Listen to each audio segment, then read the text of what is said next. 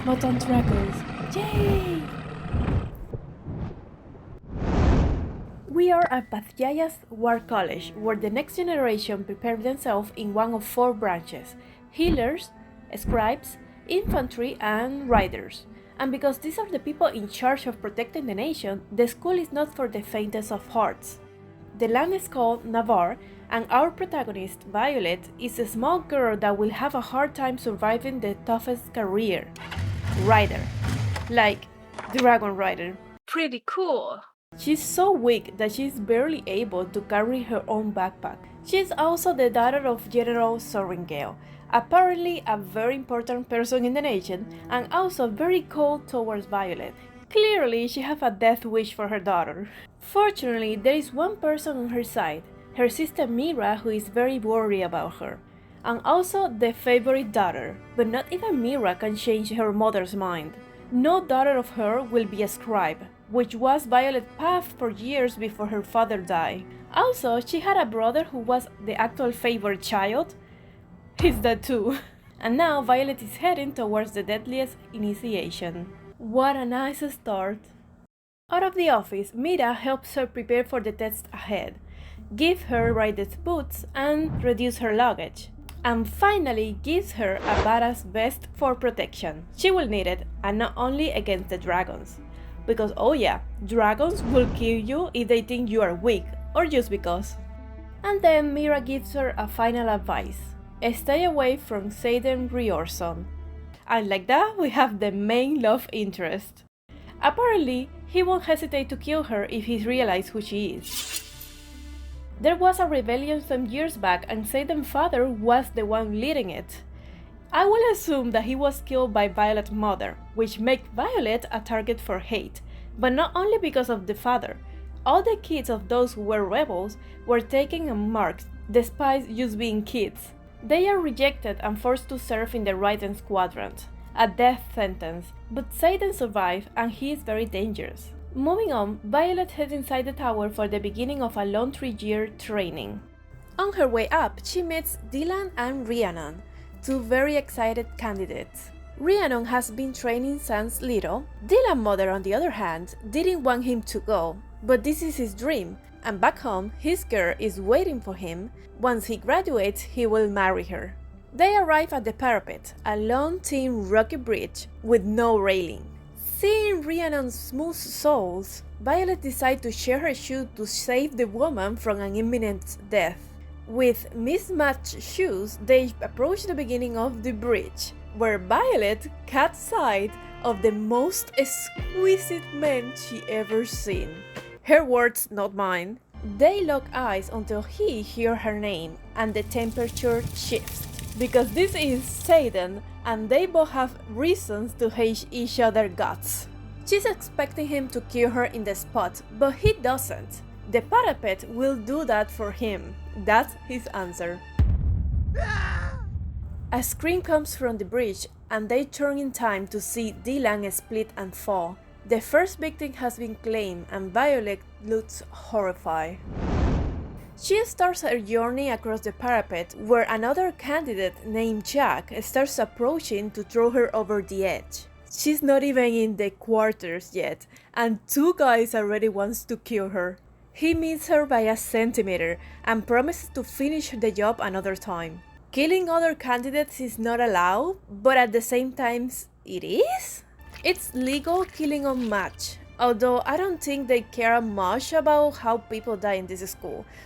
Out of the crowd, someone comes running towards Violet.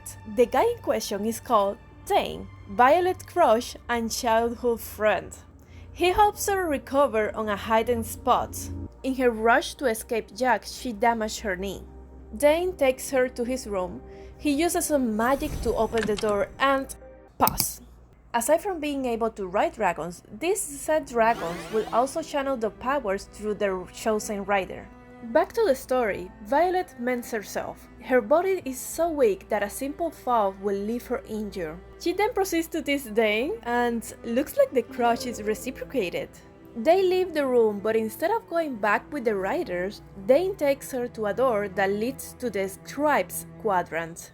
Violet is furious about the insult. She may have not chosen to be there, but she was capable and it's not like she can escape her mother's orders. He thinks she is too weak. If the candidates don't kill her, the dragons will. But she's having none of it. She has already beaten the odds with the parapet. They go back to the yard through different sides. The candidates are assigned on groups, Violet and Rhino being placed on Dain's group, and under Satan's wing, maybe under his own request. Dragons come by to watch the ceremony. They are proudful creatures, and the only reason they deal with humans is because their home, the Veil, is right behind Basgiath, and this alliance with humans helps protect their home. Some cadets run terrified of the dragons and get themselves incinerated by the lattice. Like, you're literally joining for the dragons. How could you not be prepared for what to expect? Dragons are not puppies. They are, war machines in this region. Come on. We also get to read, I think, the most famous phrase from this book. A dragon without his rider is a tragedy. A rider without their dragon is dead. First-year cadets sleep in the same barrack until they survive stressing, in which they receive their own room. This leaves Violet exposed, but she never removes her vest just in case. Next day, classes start and we meet two other members of the group. Sawyer, someone that is repeating the year, and Ritok, a smartass that may play the comedic character. Before Violet can even start her classes, she is taken aside by Dain, who I find so annoying. This guy won't shut about Violet's weaknesses and how much he is restraining himself from taking her to the scribes. He at least gave us some important information, like his special power. It's called a Sigma and all riders have one. Violet's mother wields the power of storms, and another general can see the outcome of battles. Dain, in his case, can read a person's recent memory, but only if he can touch them. Moving on, we are presented to battle briefs. Cadets are expected to have a range of knowledge to fight. Just combat isn't enough. Last night, there was an attack on the border made by Bravey, Griffons, and Riders. Aside from dragons, Griffons are the other group that can channel power, although they are not as strong. Violet ends up standing out. Being a scribe made her more perceptive to details. She noticed that the location of the attack was strange, since it is too high. It is revealed that the Griffons may have been looking for something. We take a jump to another lesson, combat training. Sparring is something Violet is weak at. She's paired with a pink-haired woman named Inodem, another kid from the rebellion. She managed to hold herself for a while, but gets her ass beaten at the end. Thanks to her vest, she's not dead, but still got herself a broken arm.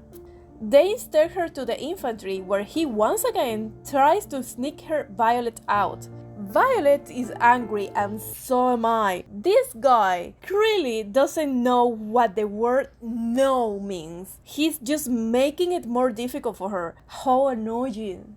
Days later, Violet is on the forest at night collecting herbs when Xaden and Inodems appear, and right after them, almost 24 more cadets, all of them relic holders, which is illegal. Only 3 can congregate at the same time. They could get killed, but they did not seem to be doing something bad. Xaden was just giving them a pep talk. Once everyone is gone, Violet proceeds to return to the quarters, but oh, surprise, surprise, Xaden was hiding on the shadows. Like literally, he is a shadow wielder. He doesn't do anything to her. It's not fun if she is expecting it. She promised not to say anything. And guys, this is a major trust from his part. They will all get executed if this is revealed. And he doesn't know her. He also clearly cares about other relic holders. Something is strange here.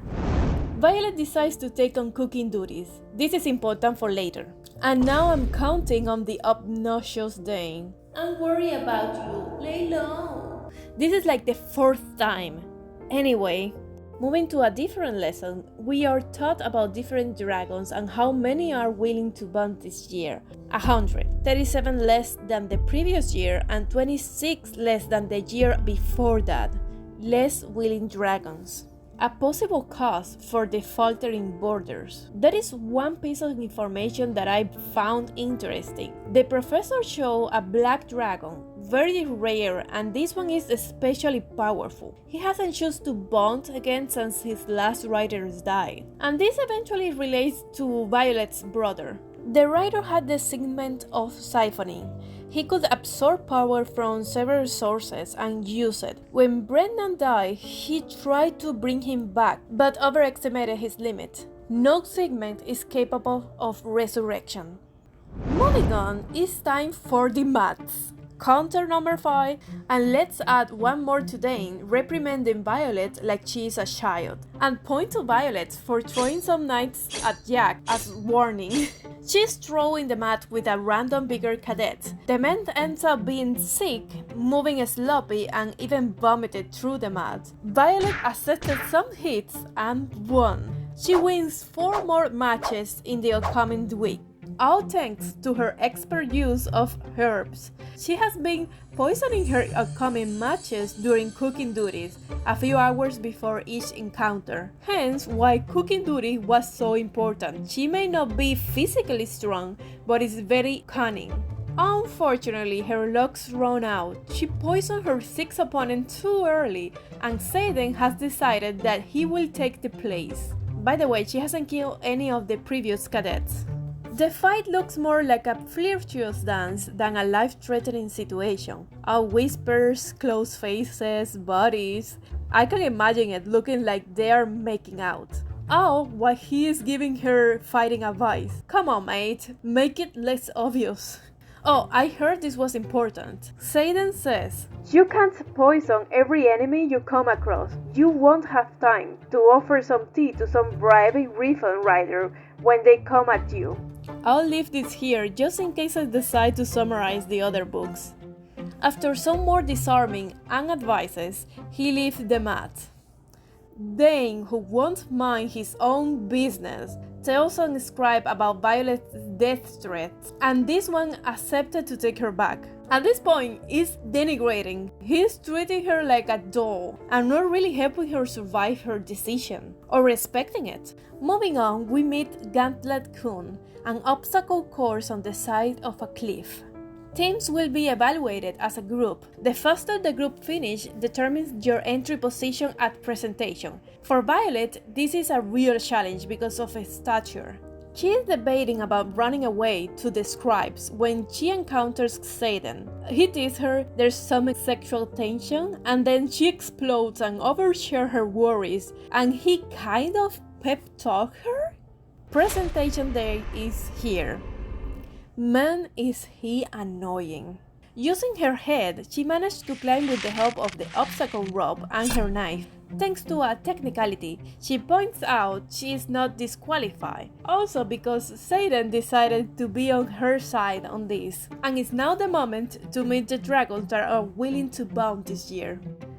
The group is setting a line with some space between them in case the dragons wants to torch one. They talk to each other through the walk as a way for the dragons to learn more about the cadets. During the walk, they come across a small yellow dragon. The other cadets mocks Violet, saying they will make the best freak duo. They have a nerve mocking a dragon in front of other dragons. I personally find a little yellow dragon cute. They keep walking. Some people get roasted by the dragons, including 2 from Violet's squad. And like that, presentation is over and the real deal is about to start. Dressing day. Violet had been walking for hours, but no dragons have called for her. In the middle of all that, she spots Jack with 2 other men. They are hunting the golden dragon with the intention to kill it, but Violet won't let that happen. She gets in time to warn the dragon, but this one doesn't seem to want to cooperate. Violet put herself between the dragon and the psychopaths. Dain and his dragon also appear out of nowhere, but apparently he can do anything? Half the time no one cares about the rules in this place. He could definitely interfere. I guess he doesn't want to compromise his position. He's a relic holder after all. She fights the three dudes, surprisingly keeping it on her favor. But alas, there is so much she can take, and she stands at the mercy of the last guy. Satan sees this and tries to save her.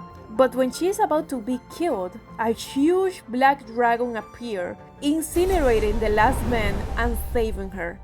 Turns out this is that badass dragon that didn't want to bond, but here he is, and he is choosing Violet. The latter can barely reach his ankle, let alone get to his back. In a surprising turn, he actually bends down to help her climb. Any other would have left her or incinerated her. She gets into position, and as soon as the flight begins, she slips and falls. The free falling doesn't last long because he catches her and tosses her into his back, this time using magic to keep her in place. His name is Dain, and he is unintentionally funny. He keeps her in place while doing some acrobatics for show, like other dragons. Violet is in disbelief that she is actually a rider, in which Dain tells her she is the smartest of her year, and that's a reason to choose her. That, and the fact that she saved the golden dragon. This whole conversation is taking place telepathically, by the way. She then goes to present her dragon. Everyone is already surprised she got the big body dragon. Then the golden dragon connects to her head, telling her to also register her name. And Goldie's name is Andarna. She got 2 fucking dragons. The dragons live to discuss this choice, and Dain, being Dain, takes her aside to be annoying. They will make you choose one. Choose Andarna. She's the safest choice. He reveals that Dain and Xaden dragon Esgeo are mated. Apparently, this means they can't be apart for more than a certain distance. Also, it means Xaden's life depends on Violet being alive, a pain in the ass for him. If you're wondering the semantics, in short, every new bond of a dragon is stronger than the last one.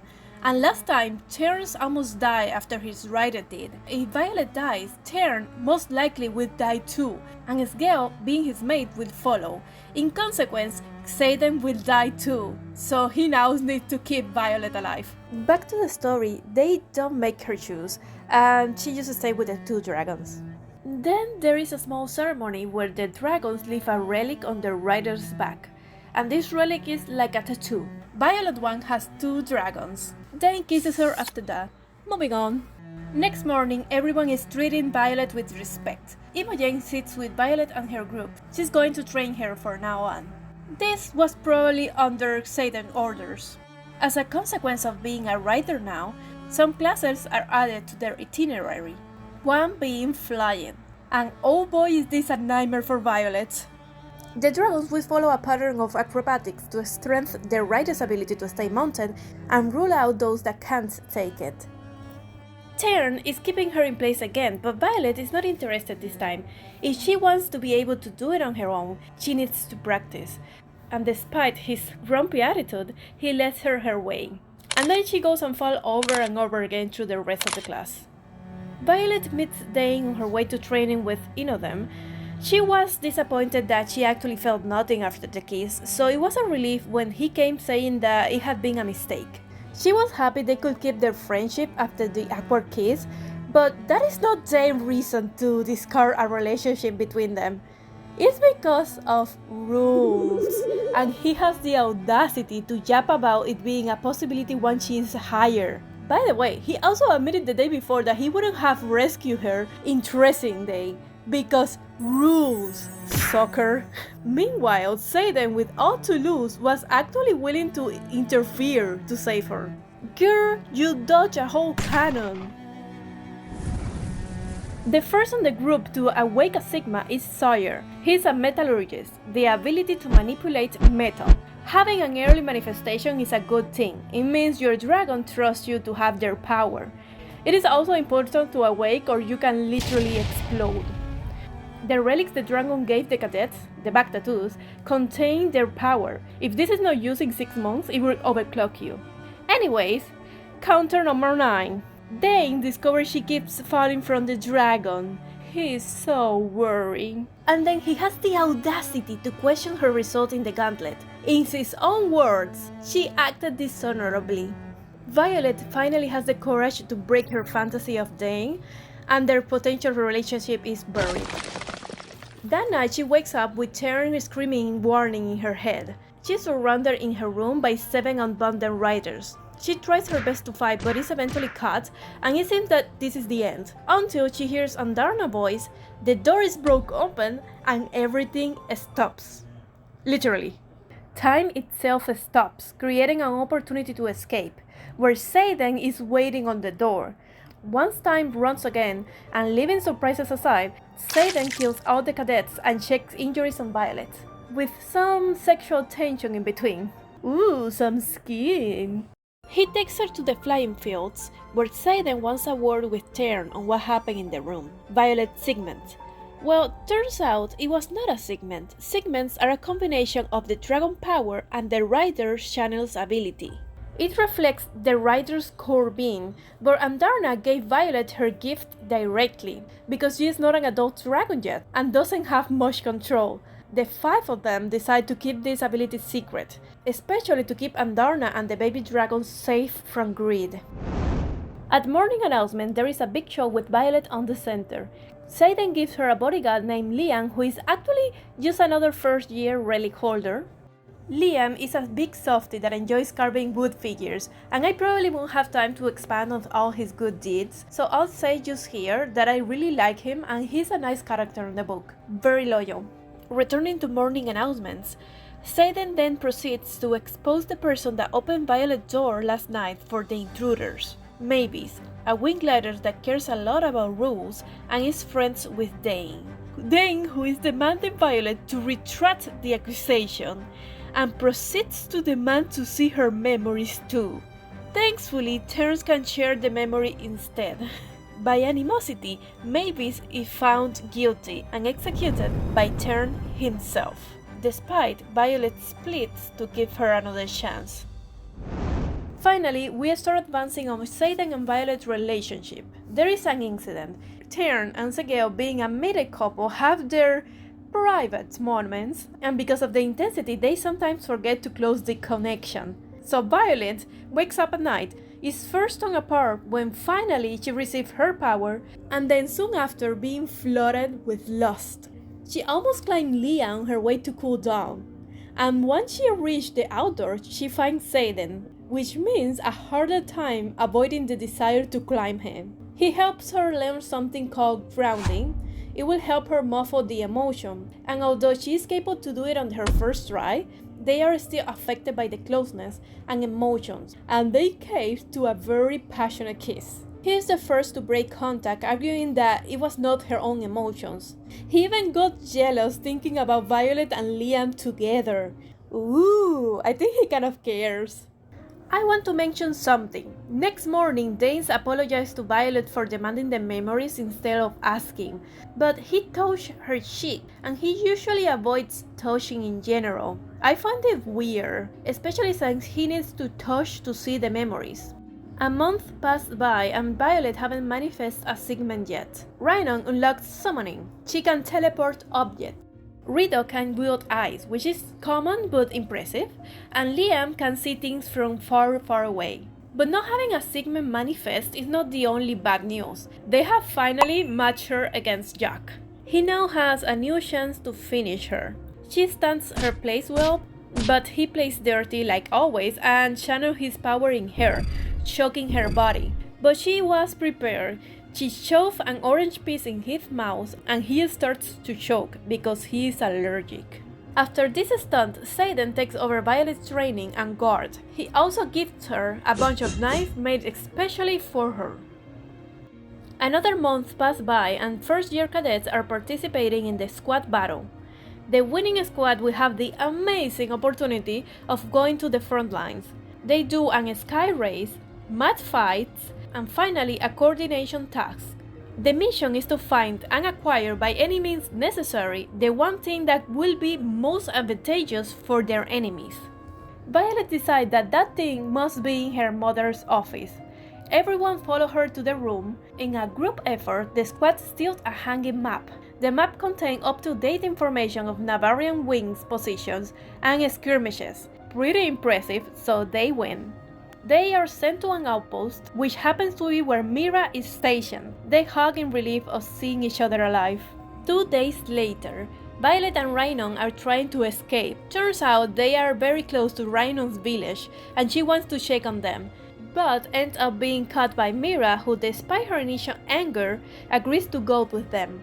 They spend 3 hours on the village, and on their way back, they bump into Satan. Turns out 3 days is the maximum time mated dragons can be separated. Peace doesn't last long because next day they are attacked by griffins. The first year group escape on time, but this is just a reminder that things are worse than they seem. There is a fun update though. Satan and Violet can communicate through their mind, thanks to their unique dragon situation. And Satan has become bolder, because he is now revealing how much he wants her in her mind. Kind of sexy. It is also funny how they can now argue without anyone knowing. We get to the first battle of the war games. The squad will need to defend a flag while also trying to steal a glass egg. Satan decides to give Violet another gift before the battle starts. Violet, girl, you need to up your game. You haven't given him anything. He gives her a saddle. She has proven herself, and a physical disadvantage should not stop her, and it's not against the rules. She can now fly safely. They fly in search of the egg, with some mid-air persecution.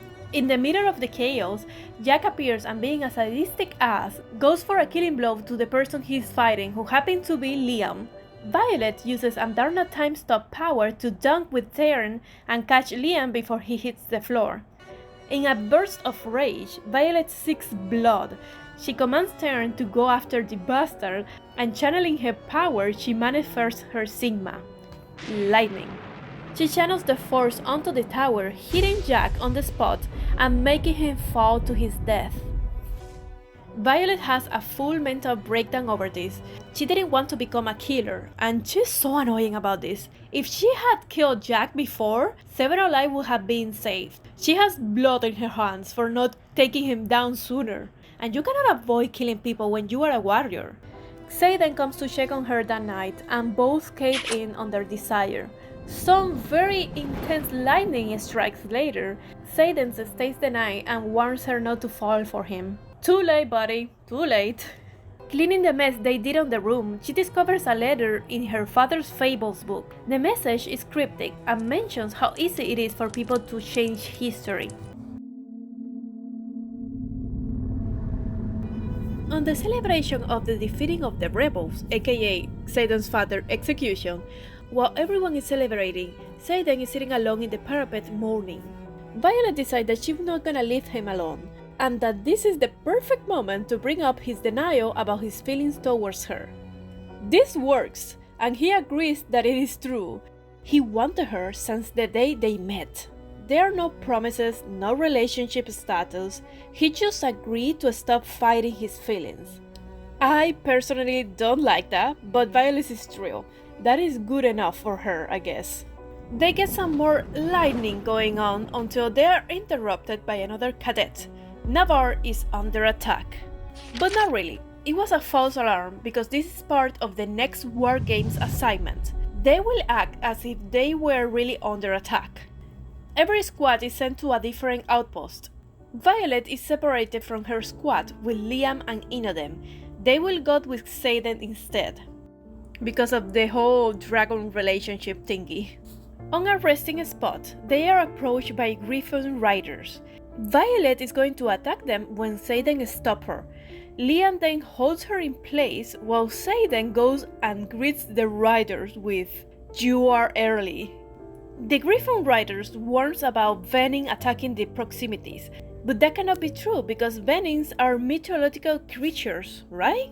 Violet noticed that the rest of the squad are relic holders and that her own dragons are not surprised. The rebellion kids are traitors. Taryn knew about this and she is in shock. Satan approached her softly to explain what is happening. Navarre has a barrier that just lets dragons' power to be used. Venins cannot cross this barrier because they will be powerless, and that is why no one knows about them inside the territory. But villagers outside are suffering, and Navarre is not sharing any of the knowledge of this shield. That is why Griffons are constantly riding the borders. They are searching the power to stop the Venins. They are trying to save the outside villages.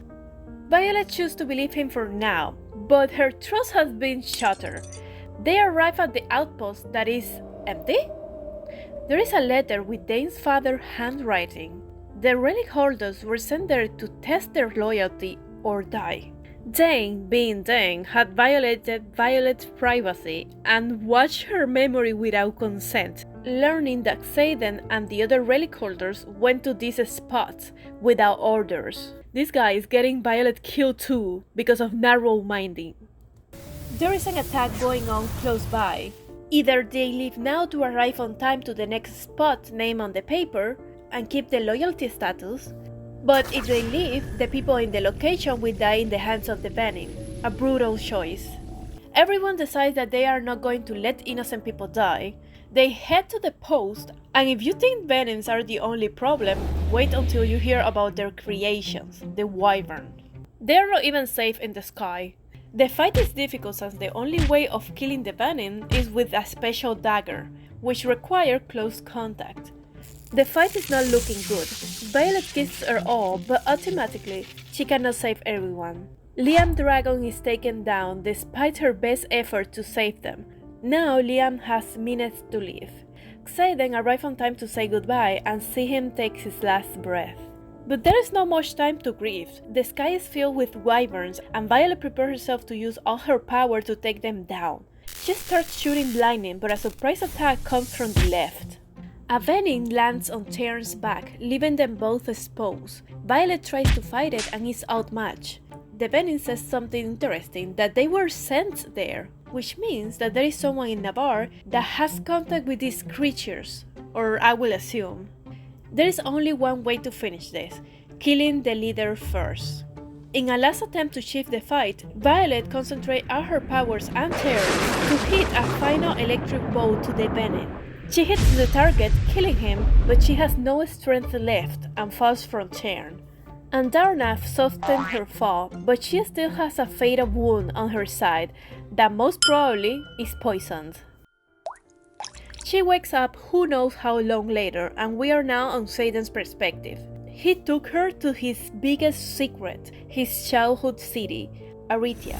He is rebuilding it, and Violet agreed to be on their side and guard the secret. At that moment, someone new arrived on scene to shock her world again. Brendan, her brother, is still alive and welcoming her to their rebellion.